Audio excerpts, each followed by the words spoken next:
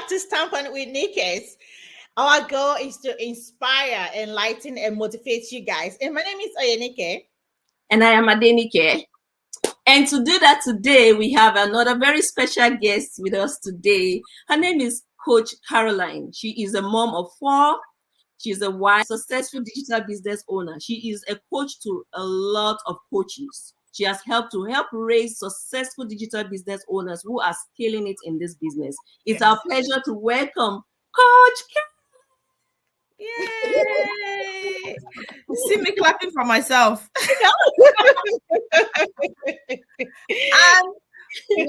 And Nika, when you were talking, you know what I realized? My middle name is Ayanika. Ooh, oh, yes. I'm like, this is interesting. We have a little rhyme going. So my God. So she is Adenike. I am Oyenike. And yours is Ayanika. Ayanika. Wow. I know, when I saw, I'm like, Nika. That's pretty cool. That's pretty cool. But yeah, thank you, ladies, for having me. I've looked forward to this. I mean, nurspreneurs, that's my heartbeat, right? Like we have a message to pass across to our people. Like, listen, those 12 ashes, we know that they're a struggle, but that's not the only way you can make money. Like, there's other legitimate ways that you can actually, secure a bag. So thank you guys once again for having me. It's such an incredible honor. And like you said, I'm on, I think what you were referring to is everlasting maternity leave. Everlasting maternity leave. Everlasting maternity leave. I love it. Yes. So, but yeah, thank you. And if you guys hear a baby crying in the background, that's her. She's right, because that's all we do. Like, that's what we do. Yes, part of this process. So, yeah, thank you guys. Yeah, honor to have that young mama here too. I'm so excited. Like, our people, guys, listen. There are other ways out here. It's not about picking up all the extra hours, picking up all the overtime. Yeah. I don't mind you picking up overtime though. Like, because I don't want any nursing supervisors to get mad at me because they're like, we need to pick up the overtime. So I'm looking out for the supervisors, but I'm also looking out for the employees, right? So you supervisor, you also need a side hustle. We all need side hustles. So and there's opportunities out here. Yes, absolutely. Thank you so much, Coach, for being here today. Such an honor. We know that you're very busy. Oh my God! Aside from being, entrepreneur, you are mom of 4. Wow, you are a strong woman, right there. A new baby, some months old. Yes. Briefly tell us, how do you come about this business? Good one. And who is Caroline? Yes. Okay. So Caroline is mom. I usually like to introduce myself starting with mom. Not that any of the other hats or any of the other roles that I play are, less important, but we have a lot of roles that are going on here. So I'm a mom of 4, like you ladies said. I'm a wife. And I am a registered nurse, a digital business owner and coach. And I am originally from Cameroon. I live in the US, and I've lived in the US since 2009. And I just got to actually find out, to piggyback to what Nika asked, how I found out about the business. I found out about the business in 2019. No, 2021, not 2019. I had just had my 3rd baby. And while I was pregnant with her, I was working a lot, like way more than anybody with sense in their head should have been working during the peak of COVID season. This was during the peak of COVID, where a lot of people were like, "Oh, I'm scared." Your sister over here was busy working. You know what? That's what nurses does. What was wrong with me? And then heavily pregnant. And I still remember the anxiety and the worry that I had every time driving into work, because my dad lives with us, right? And he's older, of course. I had other little children at home. So every time I'll be driving into work, I'm like, there was just that fear and that worry of, what if I get this thing? What if I get this thing? I have people at home who are part of the vulnerable population. I myself am part of the vulnerable population with being pregnant, you Yes. know. But again, there's that thing of like when you just have that one source of income, you know, you have that paycheck that you're depending on. Every time you don't go to work, even when you have a legitimate reason to not go to work, like you're not feeling good, you know, maybe a kid is sick or something, you feel guilty. Because you're thinking that's 12 hours, 12 hours multiplied by how many? I used to calculate my paycheck like that all the time. Multiplied by how much they pay you per hour, right? So I'm like, that's how much that I'm missing out on. But it should not be like that, you know. And at some point, that guilt, you know, it becomes like anxiety. Right. So I will find myself driving to work even when I did not want to go to work and just feeling that heavy weight. Like, what am I doing? I'm exposing my family to, you know, something uncanny here. Right. And then at the time, my husband was also working full time and he was in school full time. So we both recognized that it was important for me to be home more, especially with the pregnancy and with the kids. But we had bills to pay. Yeah. We had bills to pay, you know. So I ended up getting COVID. You know how the Bible talks about Job saying, you know, what I feared has finally happened. That's what happened to me. I ended up with COVID. I was very sick. I was in the ICU. They had to do an emergency C-section to get the baby out. She was in the NICU for 2 whole months. Wow. And you know how here in the US, maternity leave is 12 weeks. Oh, yeah. Who you are or what the situation is, maternity leave is 12 weeks. And I have had pregnancies where like I will give birth, and even before the 12 weeks, my manager is already reaching out, like, is it possible for you to come back in early? I'm like, I just had a child. Like, it's not chicken that I didn't just hatch chicken. Just A human being that I birthed. Yeah. You know? Can I have some time? And you know, the funny thing is, I still remember my very first pregnancy. I actually went back to work earlier. Wow.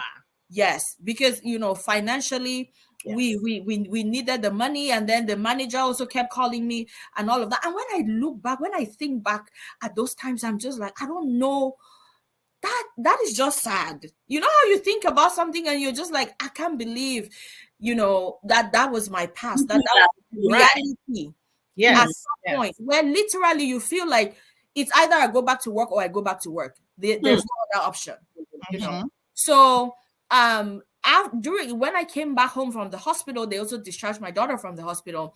Instead of thinking about fully recuperating, because that was my convalescence period. Like I should have been thinking about feeding my body, you know, taking care of myself, fully healing, including even the mental piece of it. Because you know, a lot of people, right, when they think about childbirth and they think about pregnancy, a lot of people think about the physical aspects of the healing, but there's a whole psychological piece to it that many people don't think about, unfortunately.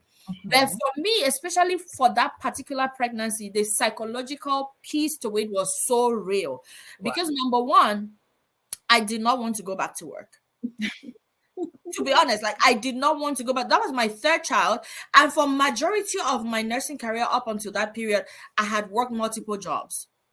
So to me, I was like, I'm tired. Like I just want to rest without worrying about, I have to go back to work next week. I was getting emails already from my supervisor and from my manager. We can't wait to have you back. And I'm like, I don't want to come back. You guys, what you mean you can't wait to have me back? And then again, I had not bonded fully with my child. Right. Yeah. That to me, that was the biggest thing. Because even though I had a baby, there was still a void in me.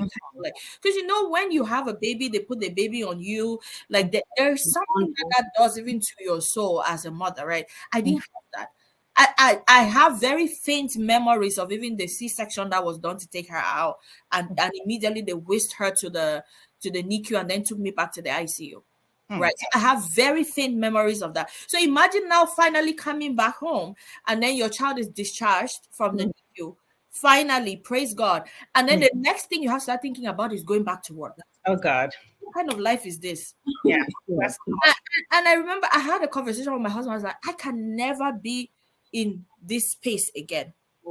Because it wasn't just difficult. I feel like the right word to use was it was debilitating. Like I felt like it was crushing my soul. Absolutely. And Yeah. again, to be a good nurse, you have to be fully present, right? Like there has to be that connection between the physical part and your mental part and everything. I would go to work every day not wanting to go to work. There were a lot of times I drove to work in tears, Oh, literally in tears. And then the day that it just hit home for me was I was about to go to work, and I tell my little daughter, my firstborn at the time, I think she was like what, she was 4 at the time, and I tell her, hey, mama is about to go to work, come give me a hug. And she's like, okay, mama, see you tomorrow. I was working day shift that day. I was like, oh, what do you mean see you tomorrow? I'm coming back later. And she was like, well, you're always gone forever anyways, like you're always gone all the time. Oh man, like I was oh my God. on my way to work. And that was when I was just like, I can't do this. Like this is not healthy, this is not fair to these children. Like it doesn't matter if they're paying me $100 an hour, whatever, that they could be paying me to entice me to keep doing this. And then imagine, I had not only gone back to work, I started a second nursing job. Oh, wow. So The if baby. sense, yes, with the baby. And that's one of the things I am eternally grateful for my husband and my father, because I don't know how I would have done it. Oh my goodness. And then again, like I said, at the time, my husband was also in school full time. He was also working full time. And so my dad really stepped in. My dad really, really stepped in. And I Oh, remember the day he told me, because at some point we're like, okay, I guess we're going to put the baby in daycare. Imagine, this is a baby that was a preemie. yeah. We had just brought her home. And then we're thinking of, like, when I think about that, just the fact that we even considered that option, I feel guilty all over Yeah. again. It's broken. It's like it literally broke you down. I I'm like, mean, this is not even normal. So yeah. I just casually mentioned it to my dad one day, and he's like, no, no, no, no, no, no. That's not that. Why? And then he goes, I'm here. Just teach me, And then my dad too is the typical African dad, where, like, I shouldn't say typical African, because I guess there are some African dads out there who grew up and fathered in Africa, who Yeah. helped with changing the diapers, but my father was not one of those fathers. He didn't know how to change no diaper. Uh-huh. He Yeah. was he was look he would look at the baby's poop almost like it's a weapon. Like 6 feet, almost like the baby's poop was COVID. Like, stay 6 feet. Yeah, it Make sounds your like 6 feet that. distance from me. So he goes, no, no, no. Like, I can help. I can help. And I'm looking at him like, who can help? Who's helping who? Yeah. He goes, just teach me, show me what I need to do. So I had to take him up on his offer.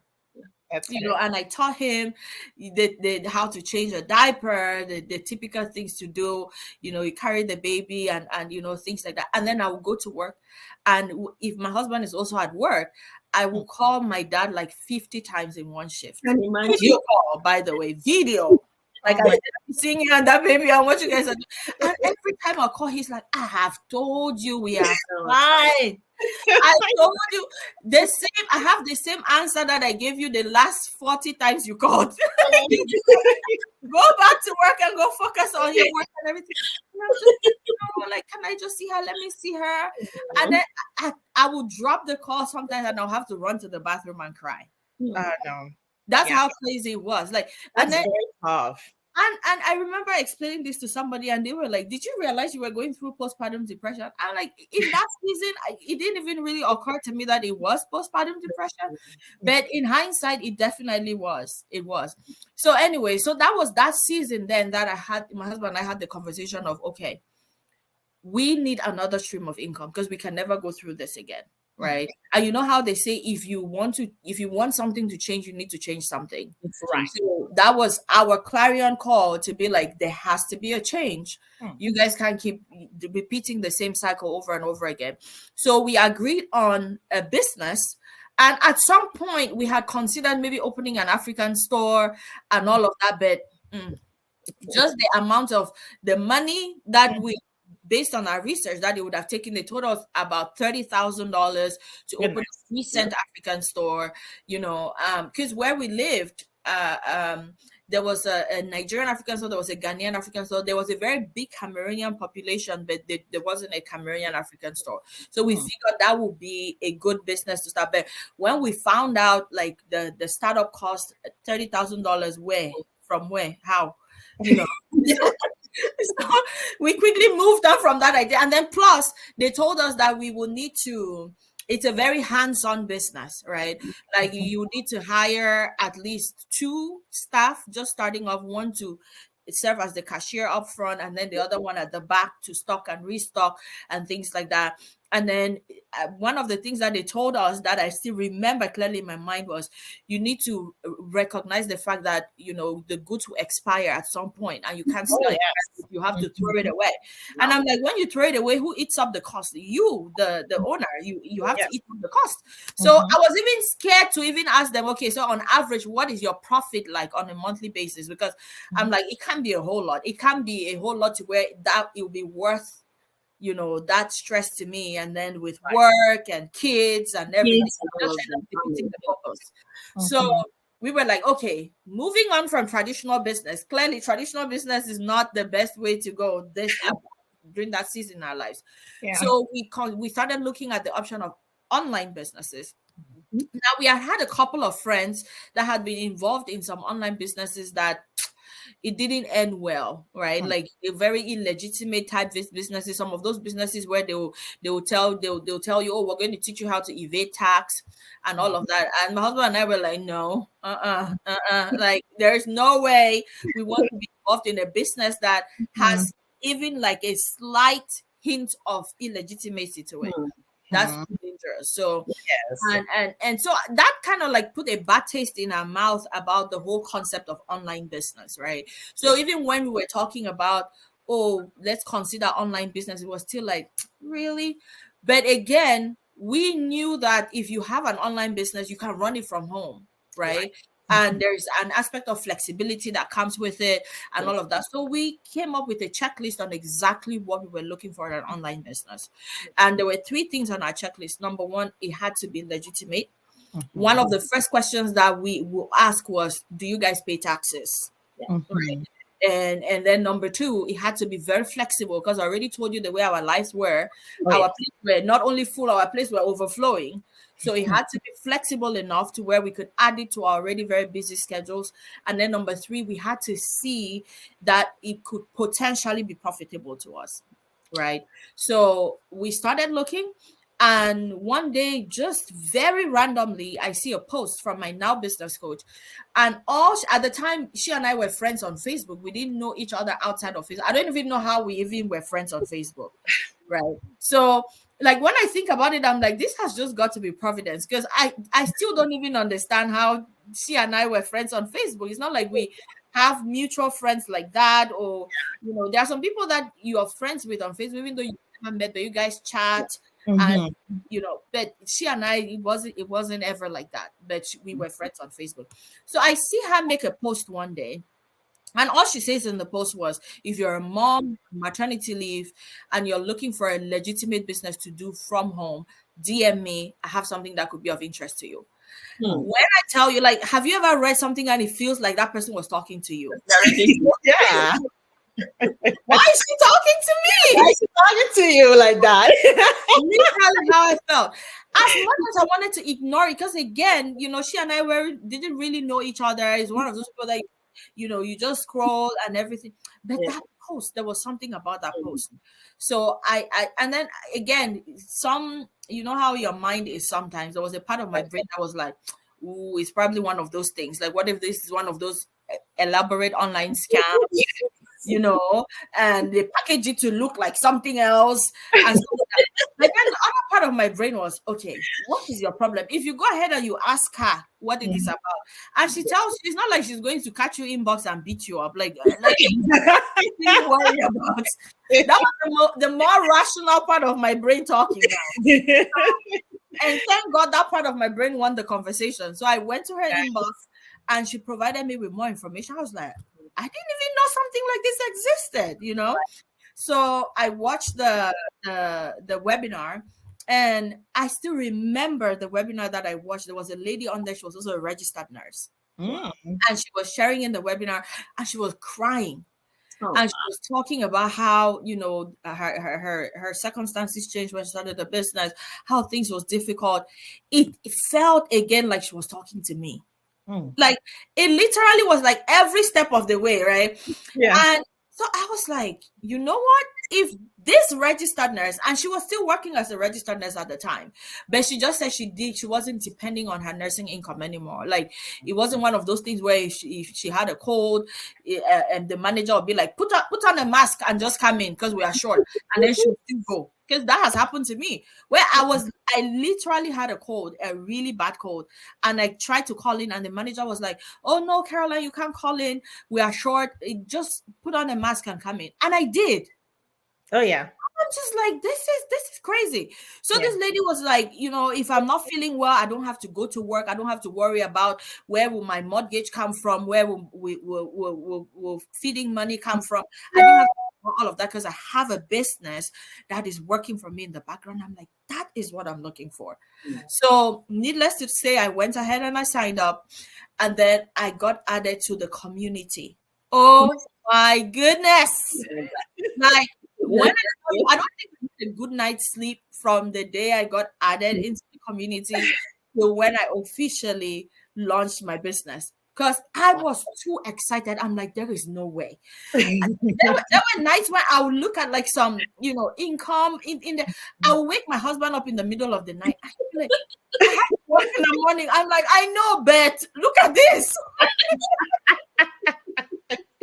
You know, one thing about that, coach, I've seen some people will come and say, oh yeah, is that real? Is that for real? I mean, like, I don't believe it yet. I was like, yeah, it is real. It is real. I just remembering when you said that, like, a lot of people say that to me, so like, that is not true. That is not real. It is true. I was one of the people who initially did not think that it was real. And I actually went back to my coach.